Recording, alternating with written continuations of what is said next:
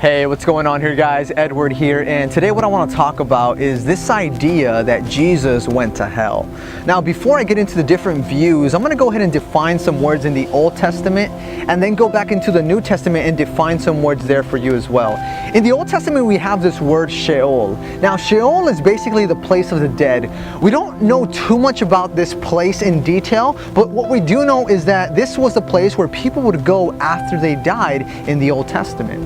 Now, by the time of the New Testament, the equivalent of Sheol is this word Hades. Now, Hades we find in Luke 16. The Greek word is Adis. Now, Luke 16, we know that there is the story of a rich man and Lazarus, right? And the rich man is actually in this place of torment, while Lazarus is on the other side and he's in Abraham's bosom. Now, the rich man is actually in detail telling, Abraham is telling him, hey, listen, send Lazarus to dip his finger in water and touch my tongue because I'm in a place of torment. So this would be Hades in Luke 16. Now we have some other words in the New Testament that give us a picture of hell.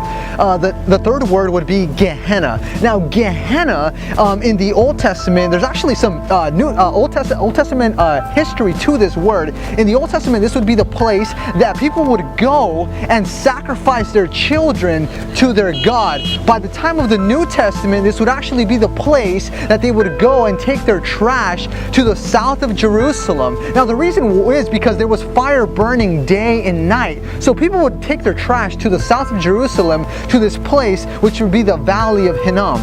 So the last word that we have in the the New Testament for this idea of hell is the word Tartarus. Now Tartarus, a lot of theologians debate whether there are degrees in hell, but if there are degrees in hell, this is the lowest part of hell. This is the lowest region of hell. So we have Sheol, we have Hades, we have Gehenna, and then we have Tartarus. So the question is, did Jesus go to hell? Well, if you're speaking of this place of torment, no, he did not. But there is this verse in Ephesians 4:9 that tell us that Jesus went to the lowest regions of the earth. And the other verse that would kind of back this verse up and this idea that Jesus went to this is between the crucifixion and the resurrection, Jesus going somewhere, would be 1 Peter 3:19, which tell us that Jesus is actually proclaiming, he is declaring, he is announcing to the spirits in prison. And a lot of theologians would conclude that Jesus did not go to hell, this place of torment, but he did go to Hades, this place of Abraham's bosom. Then there's this gulf and this place of torment on the other side. So a lot of people would conclude that Jesus actually went to Hades and not hell. A lot of the confusion occurs in the translation between the Greek and the English. In the King James Version of the Bible, even though it's a great translation, the word Adis is translated into hell in many places, but the better translation would be Hades. So I think a lot of people kind of have a confusion of this, and also in certain churches, maybe you growing up have recited the Apostles' Creed, and it says that Jesus descended into hell. But again, it would be Hades, not actually hell. So did Jesus go to hell?